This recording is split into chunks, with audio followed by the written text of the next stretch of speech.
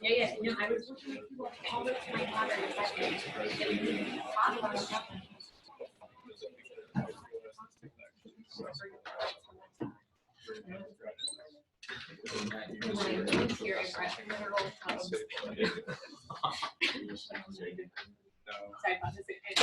I have yet to have a professional situation in which I can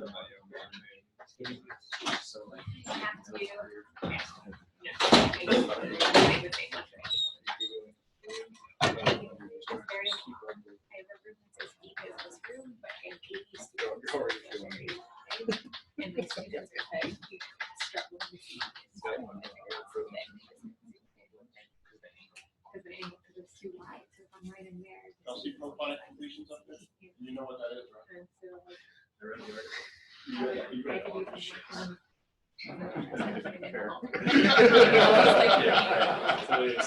The only thing like that.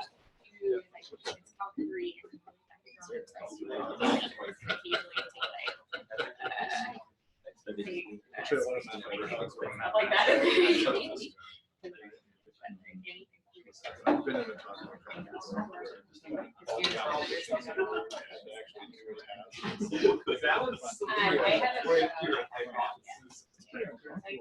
Is he still working on that? No, he's probably not thinking about it right at this moment. Oh my God. He's just going to the same place where my former advisor. Yeah.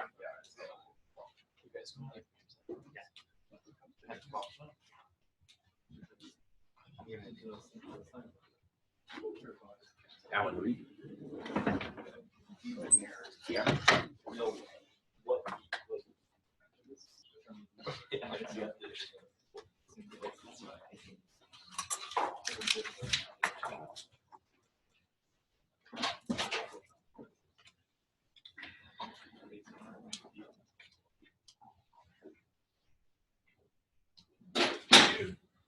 It's my pleasure to introduce Ben McReynolds from Purdue University.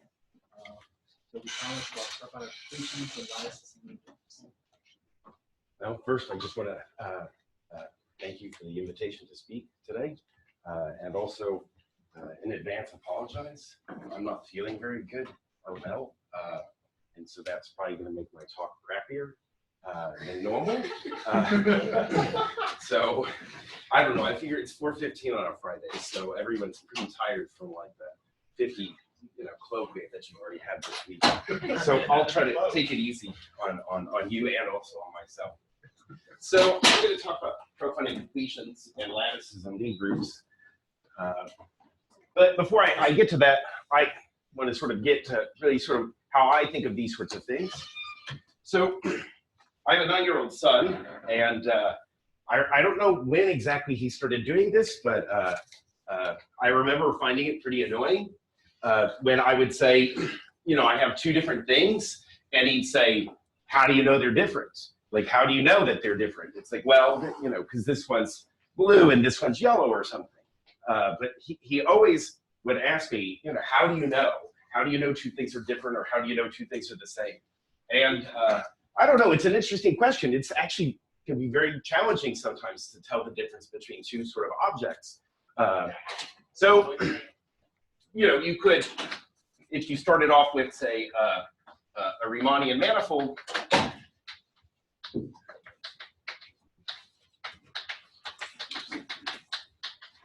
say M, you can study lots of invariants.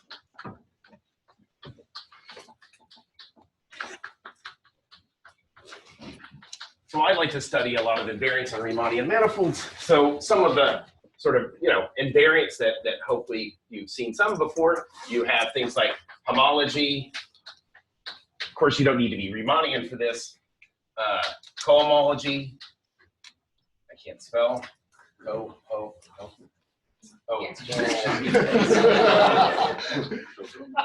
homology and cohomology. You could do, homotopy groups.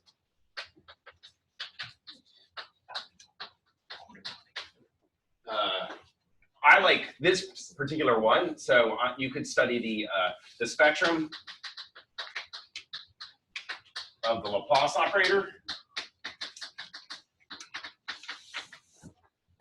I also like so this is maybe a little bit more loose to call us the spectrum without any assumptions, but the spectrum of primitive geodesic links, closed geodesic links. I'm from Texas, and the word length, it always comes out like length when I say it, and that's unfortunate because in math, I mean, there are links, and you know, so I mean link here, though it's hard to really see that spelling there. So you also have, you know, this is probably a good list of things maybe to start with. So, you know, all these things can be used to sort of separate things. And so in the context of groups, so given a group, say G, we can study the set. So what we'll do is we'll look at all things of the form G mod n, and here I want n to be a normal subgroup, and I also want it to be finite index. So this is just the set of all of the finite quotients. So these are all possible finite quotients. Now, I could record more information here if I wanted. I could record maybe one group I can realize is a quotient 15 different times. And so I could record that information. And of course, you know, these subgroups, you know, they're just, you know, not just lying around there. They're sort of arranged sort of inside the group. And, well, you can build sort of more from this. And that's what our profinite completion will be. But it turns out that, so if G is finitely generated,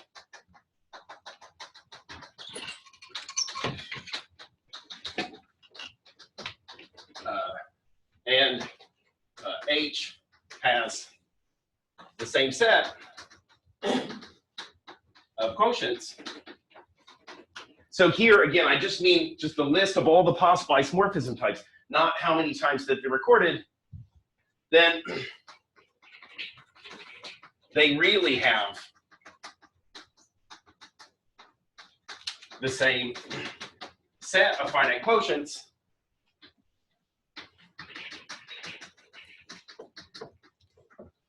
by which I mean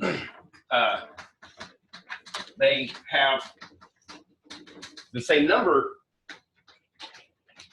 of quotients for each finite group.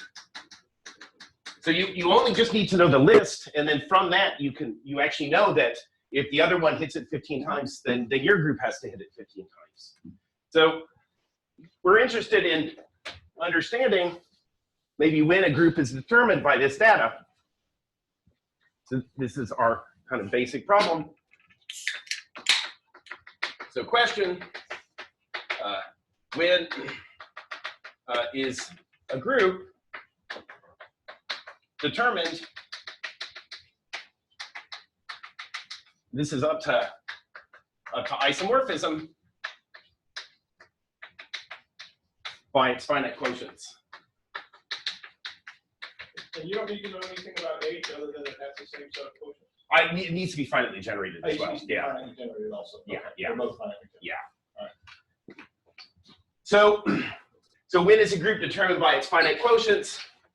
Well, there's lots and lots and lots of silly reasons why, for instance, a group isn't going to be determined by its finite quotients. So no. So if G is a simple group, it has no quotients, let alone finite ones. And so this is just the empty set. So that's one way it could go wrong. No, also, if, so I'll call this KG, the intersection over all of the normal subgroups in G of finite index. So if this is not equal to 1, then G and G mod KG have the same quotients, same finite quotients. So if you don't have enough finite index subgroups to, well, if they're not cofinal, then there's no way that you're going to be able to determine the group by its finite quotients. So what we have to do is maybe add a bit more to this. So we say G is residually finite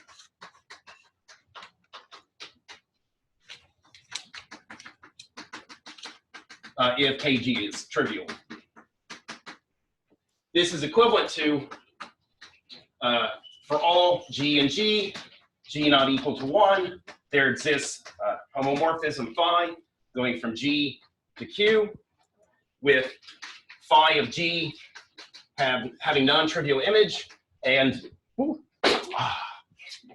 caught it, and this group Q being finite. So if for any element in your group that's non-trivial, you can find a homomorphism to a finite group where it has non-trivial image, then this kernel is going to be it's going to be trivial. Now, one thing maybe just to sort of note, in fact, you could have any finite collection of non-trivial elements, and you could find a homomorphism where they all simultaneously map in non-trivial. And that's just because the product of finite and many finite groups is finite. Now, some people study a concept called residual freeness, where you might look at maps from your group G to free groups, and you want to see that every element that's non-trivial, you can find a homomorphism where it doesn't. So residual freeness is not one of these ones where you can extend it to a finite set, because obviously the products of the free groups are not free. So anyhow. So if G is residually finite,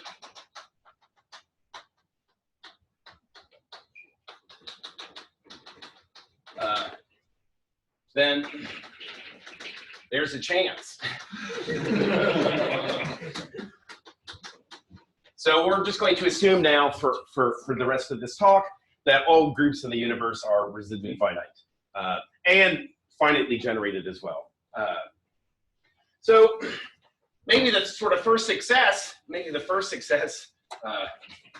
first good news are, abelian groups.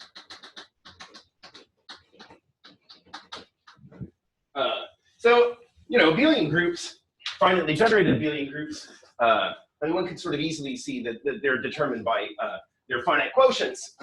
But let me say, sort of, I don't know how much bad news we've had.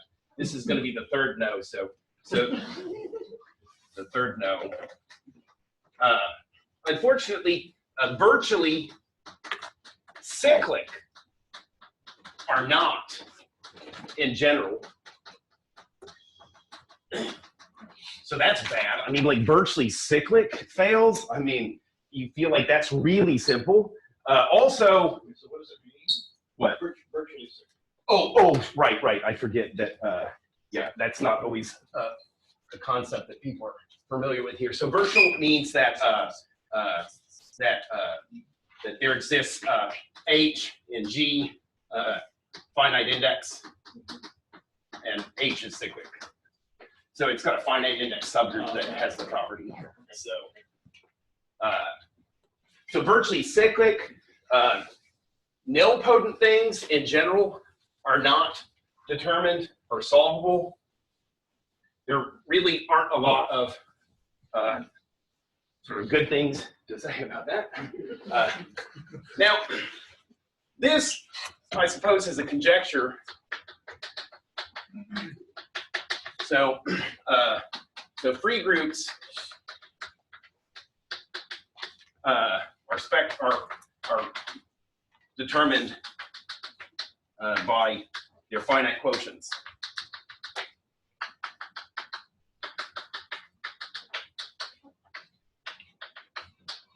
So it's shocking that we don't know this. I mean, this has been an open question for a while.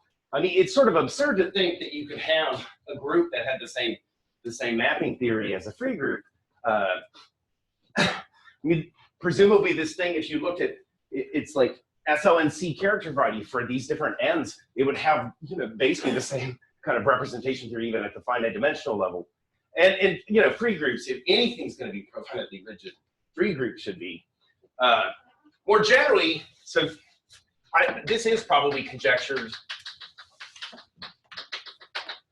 If gamma inside of PSL2R is a lattice, then gamma is determined by its finite quotients. So these sort of lattices classically go by the name of Fuchsian groups. So Fuchsian groups are very closely related. So fundamental groups of genus G surface where G is at least 2. These are examples of Fuchsian groups, virtually free things. So these are things I think that generally people sort of believe. Now, I know that this is also another conjecture. And so that's if gamma is inside of PSL2C is a lattice, then we should win.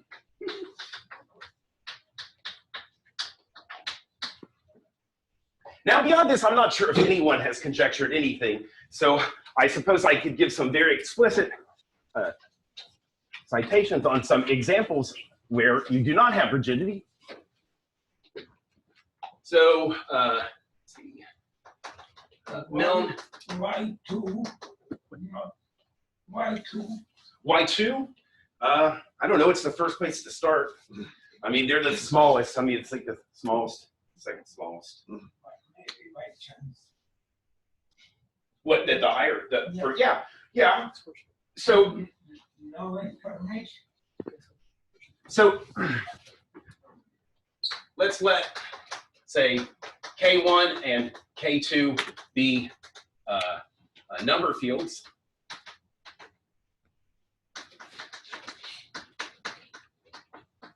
Such that they have isomorphic Adele rings. So these things happen sometimes. At least first time I heard that such things exist, I was like, wow, really? But they're pretty useful. So if you take O sub ki to be the ring of ki integers, then SLN OK1 and SLN OK2 have the same finite quotients.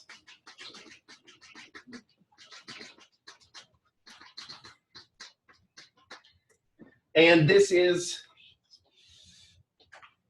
okay, I think that's true. We'll just go with it.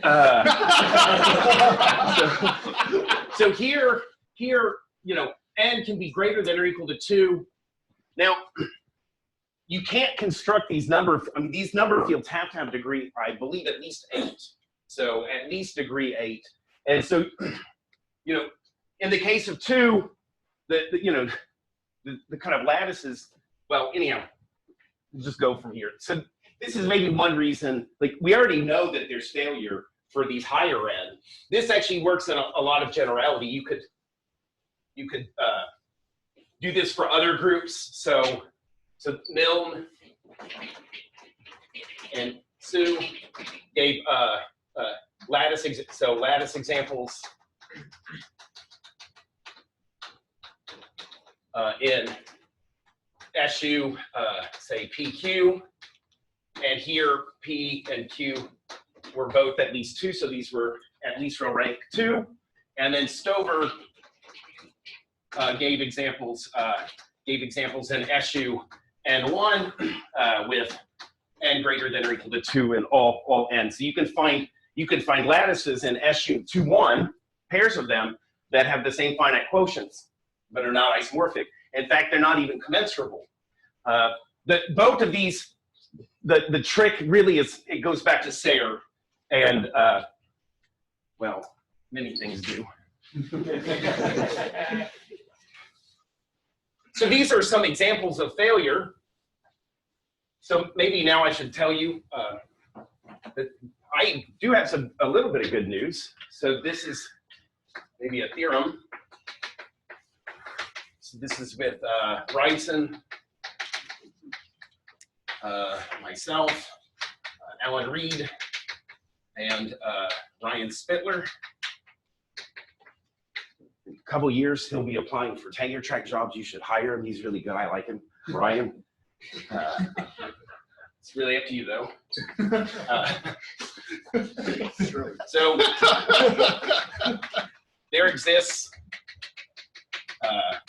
lattices in SL2C, or well, SL2C and also PSL2C that are determined by their quotients. So the lattices themselves are fairly easy to talk about. So maybe the sort of first example. So if you take gamma to be PSL2, oh gosh, let me do, okay, O sub k. And so k is going to be Q adjoint the square root of -3. So this is one of the examples. So this gamma here is called a Bianchi group associated to this imaginary quadratic. So this is a non-co-compact arithmetic lattice inside of SL2C. So this gamma is the smallest volume non-compact hyperbolic 3 manifold. I'm calling it a 3 manifold. Non-co-compact lattice. So amongst all the non-co-compact lattices inside of SL2C, this is the smallest one. The second one you can take is a little bit harder to describe. So I'm just going to not really describe. I'm just going to tell you what it is. So a kind of second example, you can take gamma to be what's called the let me find it this way again. It's the fundamental group of what's called the Weeks manifold. So the Weeks manifold is the smallest compact in terms of volume. So its fundamental group is the smallest co-volume co-compact lattice in SL2C. And I don't think that that we can prove these kind of rigidity results for these. I don't feel like it's actually a function of the fact that these are somehow like really like some of the most basic examples of lattices. A lot of it's just kind of luck. I mean, because to prove these things, like there isn't a recipe for it really, because I'll sort of go through a little bit of this, but it's each one is its own entity. And so you have to, each time you deal with any one of these, you have to deal with it individually and use very explicit information about it. Now, we are also able to get some examples in these, in the PSL2R as well. So there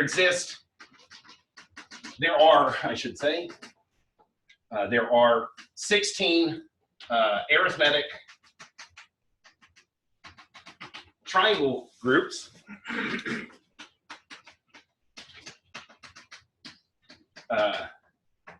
that are determined by their quotients. I'll just say this word now, profinitely rigid, which would just mean they're determined by their finite quotients. I can't ever remember the 16. I mean, it's kind of a pity. Now, I'll tell you one that's not on the list of 16 that greatly disappoints me. We cannot yet get the triangle group 2, 3, 7. This triangle group, the 2, 3, 7 triangle group is so the 2, 3, 7 triangle. So again, this is a hyperbolic triangle with angles pi over 2, pi over 3, and pi over 7. So that triangle, this 2, 3, 7, this is the minimal co-area lattice inside of PSL2R. The thing that I like about the 2, 3, 7 triangle group is that if you have one of these Hurwitz surfaces, so a genus G surface with orientation preserving isometry group 84 parentheses G minus 1, then it has to come from this triangle, this 2, 3, 7 triangle. And they're very, very, very nice. They're very, very nice examples. In fact, recently, one of my PhD students and I proved that that a lot of these Hurwitz groups are spectrally rigid, so they're determined by their eigenvalue spectrum from the Laplacian. It's actually a cute argument. We end up using Selberg zeta functions and a factorization really that goes back to like Arden into L functions, and ultimately the whole thing is reduced to showing that these L functions are multiplically independent, which I thought was really kind of nifty. So his name's Justin Katz, and he'll be applying for postdocs in a couple years. So you should also give him a consideration.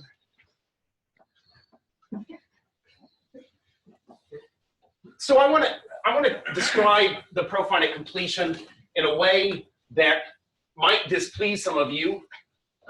I hope it doesn't displease you too much. So what we're going to do is we're going to start off with our group gamma. This is going to be our finitely generated residually finite group. Sorry, what does that mean? There are 16. You know 16. Yeah. It could be more. Well, I hope. I mean, the conjecture I wrote over there is they all should be. Is it finite? Yeah, at present, the list of things in PSL2R and PSL2C that are known to be profinitely rigid, they are all the ones that we are able to do. So there's 16 here, and I think 9 in PSL2C. So. No, but generally, Oh, claim that it's finite. say that one more time. The list. No, there are lots of lattices. Yeah. There are lots of lattices. No, yeah, there's infinitely many triangle groups. So, and but not in our list. Yeah. No. We can prove 16. And again, each one takes its own little journey. The triangle ones are not as bad as the three manifold ones. The three manifold ones are sort of much worse. So okay, we've got our finally generated residually finite group, and then what I want to do is I want to define lambda n to be the intersection of all the subgroups. I could make them normal if I want, but I mean it doesn't really matter. And so I just want the index though to be smaller than or equal to n. So yeah. You don't know. Actually, yeah.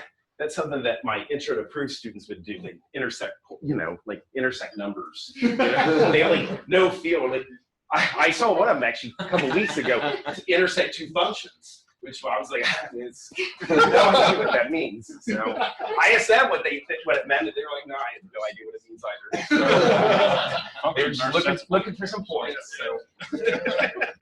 So what we can do is we can define a function. The intersection of the graphs you're saying. So this is going to be a function from gamma to the natural numbers union infinity. And what this d function, d of gamma, is going to be the minimum and a natural number such that that gamma is not in this lambda n. So it's like how deep do you have to go? So now remember, since gamma is residually finite, d is finite valued.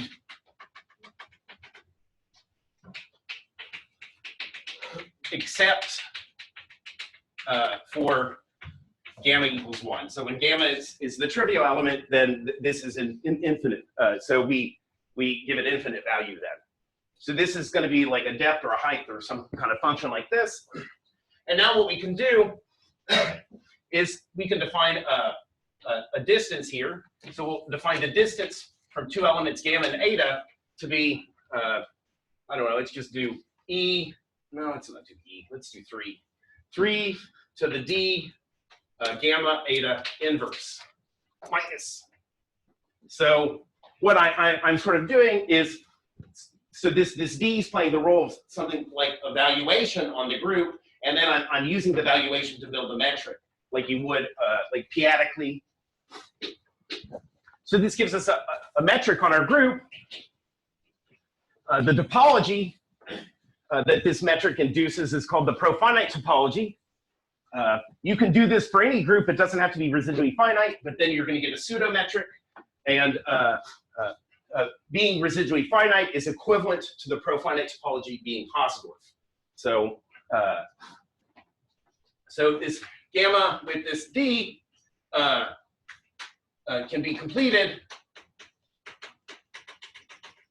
So the Cauchy completion, that is. And we call this the profinite completion.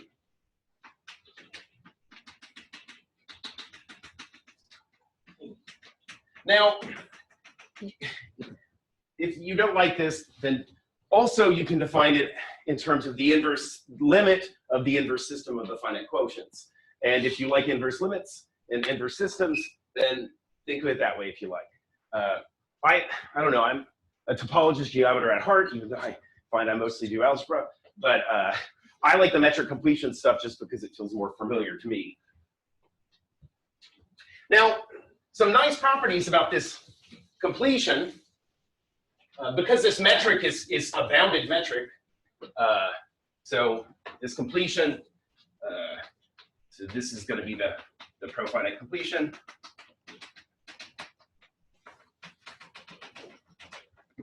And this gamma hat is compact, totally disconnected. Now, I like that it's compact because Haar proved that there's a bi-invariant Haar probability measure, a unique bi-invariant probability measure on this compact group. And it's nice. I mean, it's hard to do like probability on things like gamma because, well, you know, countable. And so over here, you can try to do some probability with respect to this this kind of profinite measure. Now, just maybe to give a few examples. So if gamma is equal to Z, then gamma hat is Z hat. It's kind of a funny thing to write there. Let that sink in for a moment. Now, this is, of course, the product over all the P's of the Z P's. So it does have some meaning. And so these Z P's are just the p-adic completions. So in some sense, you don't have to take a kind of filtration like this. This is sort of universal. You could take any cofinite family of descending subgroups, and you could build one of these metrics, and you could do partial completions in some sense. And that's sort of what these ZP are. They're like little partial completions. Now, if gamma is equal to SL and Z, and N is at least 3, then gamma hat is SLN Z hat. So this is lovely because you know all you do is you just bring it inside and put it on the coefficients. So now I suppose I could tell you another result maybe now that I'm talking about SL and Z. So this is just with Spitler.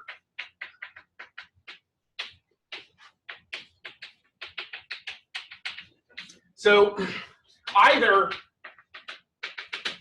SL and Z hat, sorry, SL and Z is profinitely rigid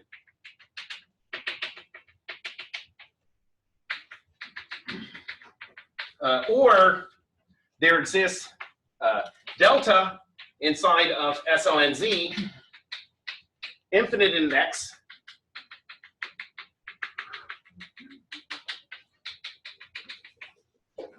and, well, there's lots of those, but this one's special, though I really do pray it doesn't exist.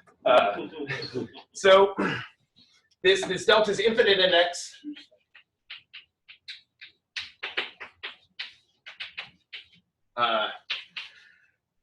The inclusion map, so this induces a map on profinite completions, induces an isomorphism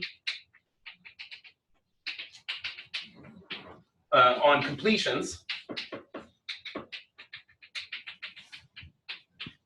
This delta is also super rigid.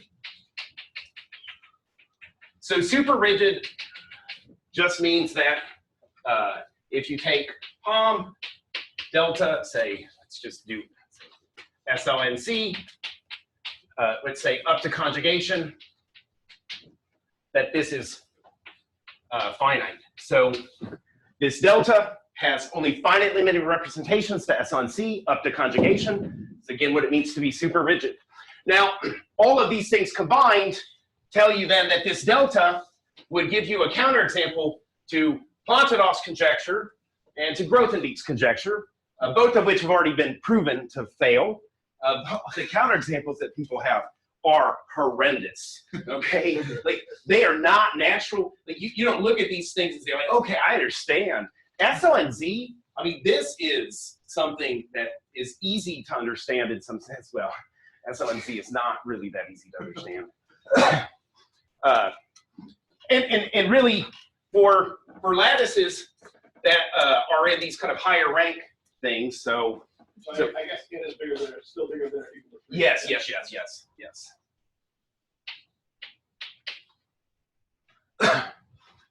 Yeah, so it's actually not that hard to sort of prove this kind of result. So I wanted to sort of discuss a little bit about, well, what kind of goes into the sort of proofs of these things. So there's sort of two main steps. So step one, find a Hom, say psi, from delta to gamma. So gamma is going to be the thing you want to show is rigid, and delta is the mystery group. It's the thing you want to show it does not exist. So you want to find a Hom, just any Hom, really. I mean, not any Hom. You'd ideally like it to be 1-to-1. And then, step two, prove psi is an iso.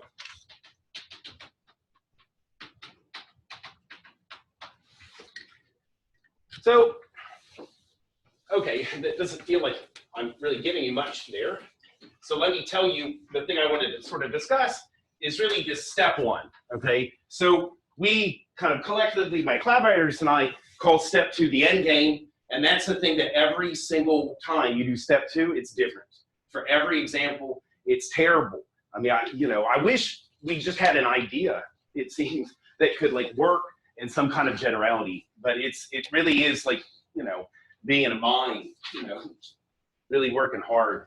But this step one, I like this because it's sort of much prettier in some sense. It's like a nice kind of clean, fairly general sort of theory. So given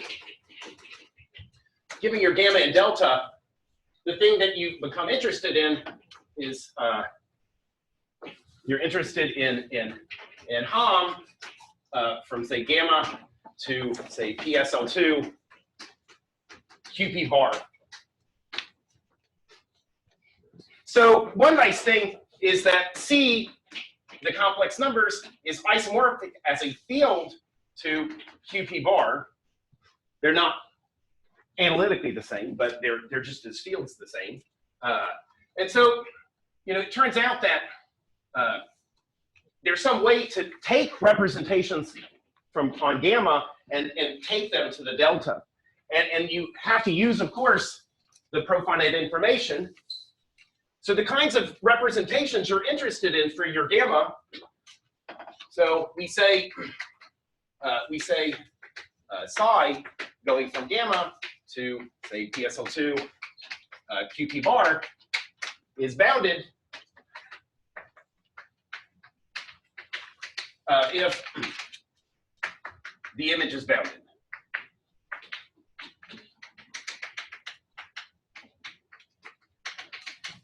we also want, so what we're going to be interested in, so X gamma comma, say PSL2, QP bar,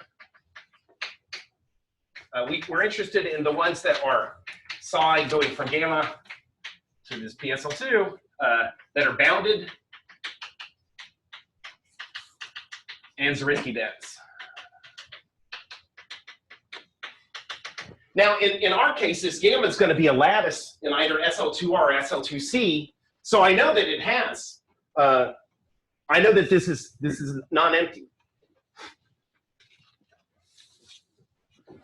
And I'd like to say the same is true for my delta. So the nice thing is so if I have gamma going into PSL2C, or sorry, QP bar, which is still PSL2C,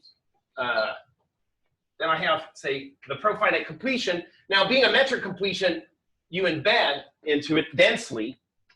And so if this is bounded, so if I have, let me put the psi up here. So if this is bounded, that's precisely, so if it's bounded, if you take the sort of closure of the image, because it's bounded, the image is going to be profinite. And because it's profinite, so the image here is really, so really you think of this as, so you take the psi of gamma bar, so this lives inside of here, and because this is bounded, this is a profinite group, it's compact, and so I can get an extension here to the psi hat. Now I have my delta down here, and it embeds inside of the completion because they're isomorphic, and so then I get my map here into my PSL2C. So the way you sort of do the transfer is that if you have a bounded representation, you can extend it to the completion and then restrict it to the mystery thing, and then you get the map back in. So amazingly, this thing actually maps to the gamma. So it's kind of a miracle. So let me sort of explain a little bit sort of why. Well,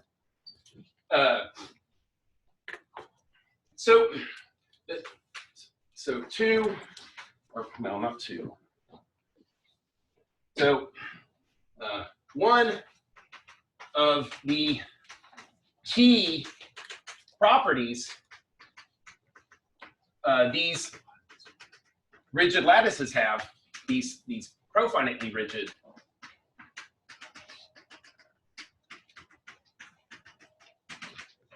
have is that they are PSL2 rigid. So by PSL2 rigid, I just mean the same when we were talking about super rigidity, but now I just insist that gamma has finite limiting representations to PSL2C up to conjugation. I don't insist that it holds for all n or something, just for these ones. So these lattices that we're working with, that Bianchi group, for instance, so this Bianchi group, PSL2, O sub k, where again k is q adjoin square root of -3, this is the only rigid Bianchi group.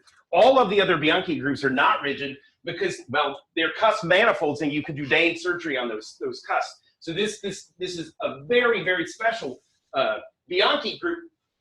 And the thing that makes it special is that its cusps are rigid and you can't do the Dane surgery.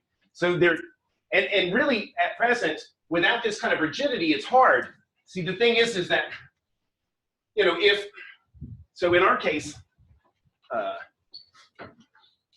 we know that the dimension of the Hom space for gamma into PSL2C up to conjugation, so the size of this is equal to the size of the Hom of the gamma to PSL2 QP bar for just silly reasons, because this field and this field are the same abstractly. But the important thing is that it turns out that this is actually going to be the same size as this X gamma PSL2C, sorry, QP bar. So the important thing is not only do we have just only finitely many representations, but all of these representations are bounded. And so what you end up proving for our particular examples is that, you know, gamma and delta, their PSL2C character varieties are the same. I mean, you actually prove that they're isomorphic, though, of course, they're isomorphic because at the end you prove the groups are isomorphic. So what happens is that this side, which is a map from delta into PSL2C, has image in PSL2 Q bar. And so the reason it has to, again, this is because it only has finitely many representations up to conjugation.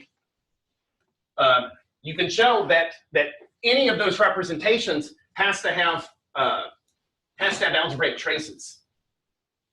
So so even a priori, even though this thing's coming from really this extension to this thing and then coming back down, it has to be in the QP bar because you're rigid. And then what you do is, you know, so you first get this to go into PSL2, you know, Q bar, sorry, and then, you know, you get it to go into, you know, PSL2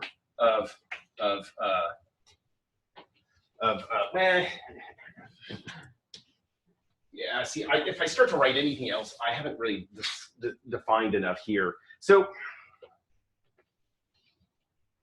I'm going to write O1 here. So this O1, this is going to be a maximal order in quaternion algebra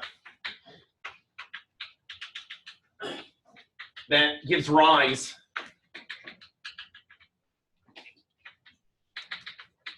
to the gamma. So again, if gamma is this PSL2 O sub k, then well, this is the O1. So this quaternion algebra in this case would just be 2 by 2 matrices with, say, k coefficients would be like your quaternion algebra. So you first get it algebraic and then you have to make it integral. And so how you get the integrality is, again, because these representations are bounded. So because the representations are bounded, at every p-adic spot, if you have that prime inverted, then it wouldn't be bounded.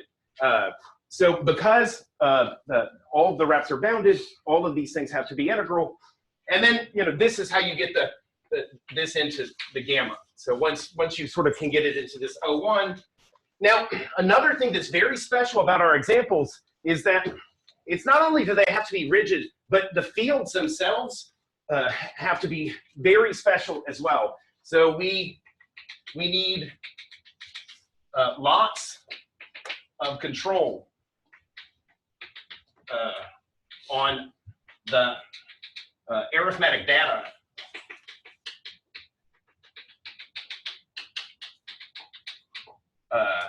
from your gamma. So, you know, the kinds of things you need is you know, the trace field. The trace field needs to be small. I mean, really, you know, so something like Q is good, or quadratics are okay, but, you know, really once there's, one of the problems with the fields is that, so in this profinite world, when you're trying to pin down these trace fields, the only thing you're ever going to see is the local data. And so this is why when you have these two fields that have the same Adele rings, you can produce these profinitely equivalent lattices.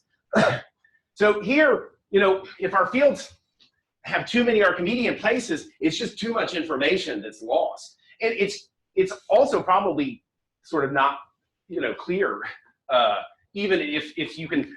So you can always go through this step. The problem is when the field's big or too big, then there's many possibilities for these targets. With the assumptions that we have, we can always guarantee that you sort of go into this one thing. So for the 2, 3, 7 triangle, the problem is that we either have a map to the 2, 3, 7 triangle for our mystery group, or we have a map going into some other lattice in PSL2R cross PSL2R.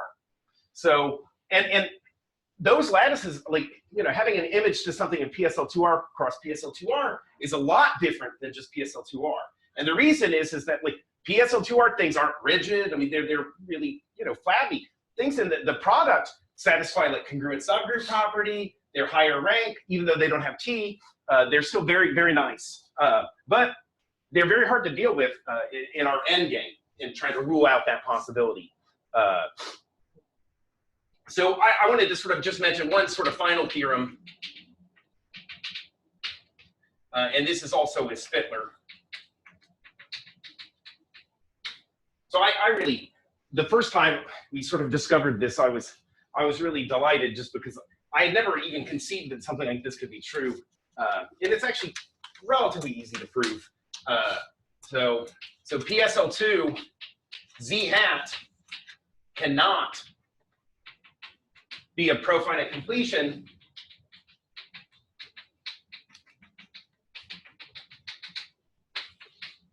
of a finitely generated group.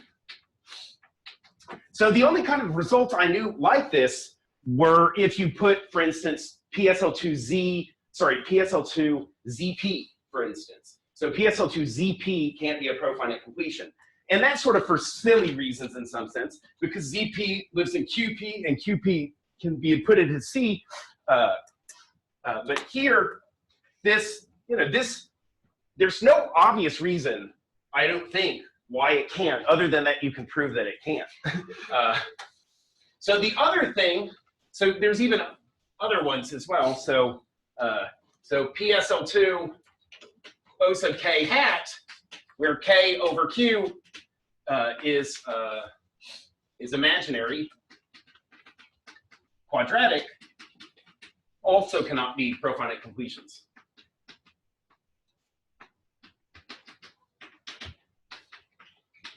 And you can show, in fact, if you have an arithmetic lattices coming from something either defined over Q in the R case, so in SL2R, so similar to this, like SL2Z hat, or in the three-dimensional case, if it's coming from something imaginary quadratic, you can also prove that these things cannot be profinite completions.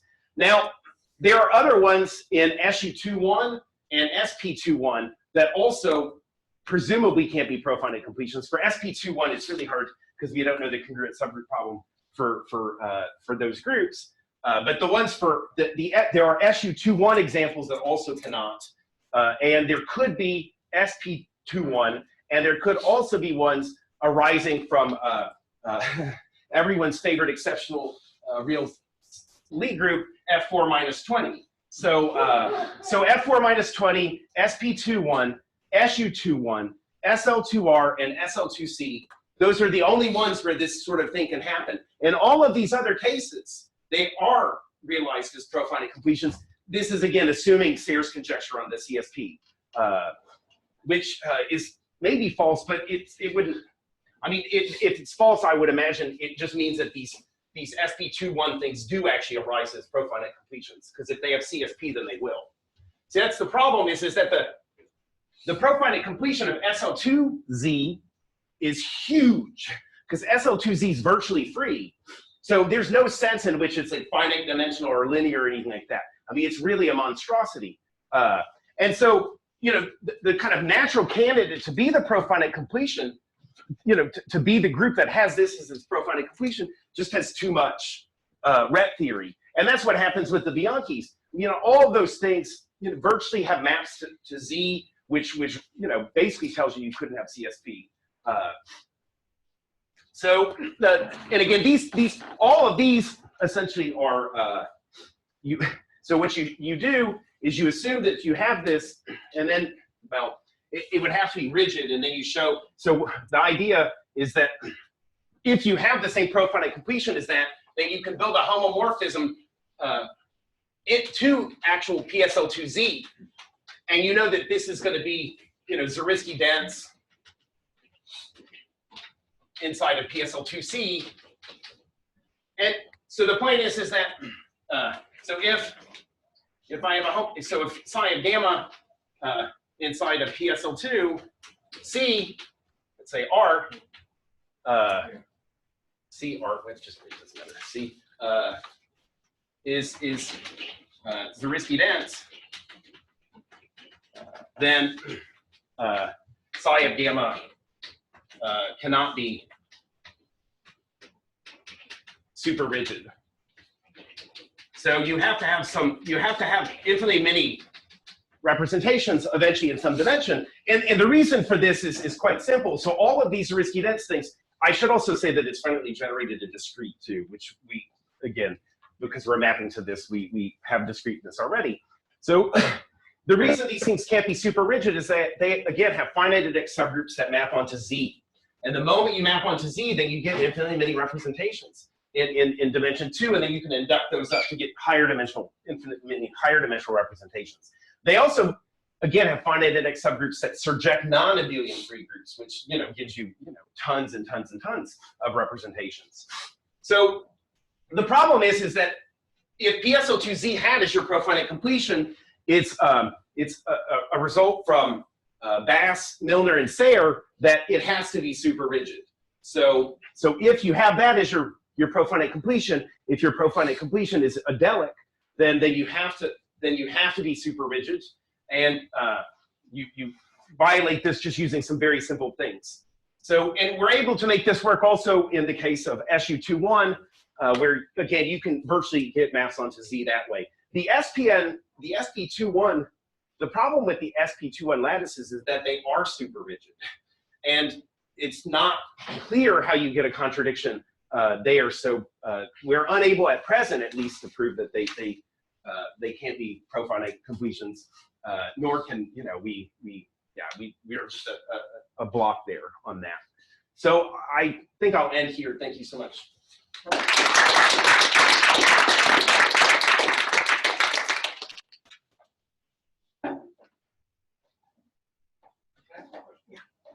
So you brought up U21, right? Mm-hmm. And then U21 has both arithmetic and non-arithmetic lattices. Yes. In it, right? Yes. Do you see the difference in those two? Uh, I mean, is this an arithmetic theory? Is this a non-arithmetic? We need. I mean, the thing. Yeah, we asked. The reason we need the arithmeticity is that. Okay, so your lattices are arithmetic. Yes. Yes. We have no. We really, frankly, have no good ideas on how to deal with non-arithmetic ones. So that's why all the. I mean, first, there's only finitely many arithmetic triangle groups. So I mean, that we only did 16, and not all of them is less of a pity since we have to have the arithmeticity. But yeah, it's just it's in getting the delta to map to the gamma. Because what you do is you get it to map to this sort of thing. And so if you had a non-arithmetic, it would still have its data, and you'd have both of them in that same place, but you don't know that the delta is mapping to the gamma if it's non-arithmetic. And then worse with the non-arithmetic ones is like, what the hell, where is it? It's non-arithmetic. It's not like you know where it's sitting there. I mean, it's really hard to know that you're mapping to something like that. When you're mapping to something like, Z points inside some Q algebraic, I mean, that's a game that can be played, but without the arithmeticity, we're just, really hosed. So the first 3 minutes you spent 2 pages talking about Riemannian manifold. yeah. And after that, Yeah, no, I'm sorry. I hope I didn't disappoint you too much. I wasn't trying to tease you with the geometry.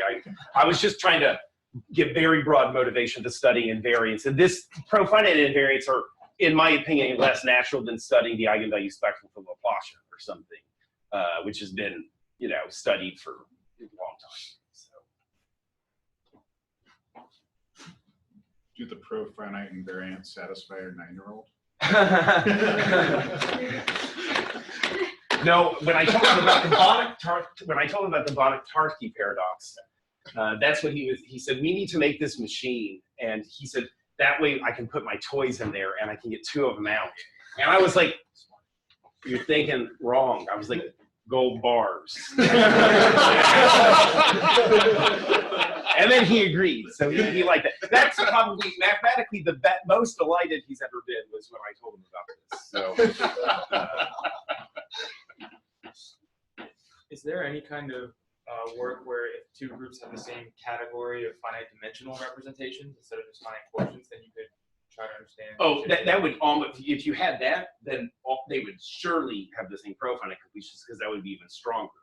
So I'm very interested in this sort of thing. It would be weaker, right? Well, Or I don't know. It's finite reps, and well, it's sort of. I mean, you can make infinite reps from finite reps. Like for instance, you could take if you had like a bunch of reps to like PSL2s over finite fields. Say, let's say you had infinitely many primes for which you had these reps. Then what you could do, so like let's say you had Homs, like some psi p Homs. So then you could define by taking a non-principal ultrafilter a map from your gamma into PSL2 of the ultra product of the fields. And this, of course, lives inside of PSL2C. This is my favorite fact in the world. Well, it's not my favorite fact in the world. It's really lovely, though. So if you take the ultra product over all the primes of the FP bars, this is isomorphic to C. I always think that, to me, this is like almost like a model version of like Bayes' philosophy about, you know, studying algebraic geometry over FP versus C, and that for big P, it should be like C.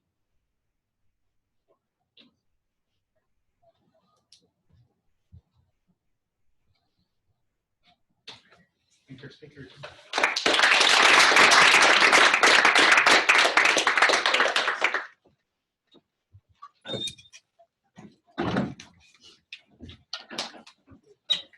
Are you gonna come to Raiden?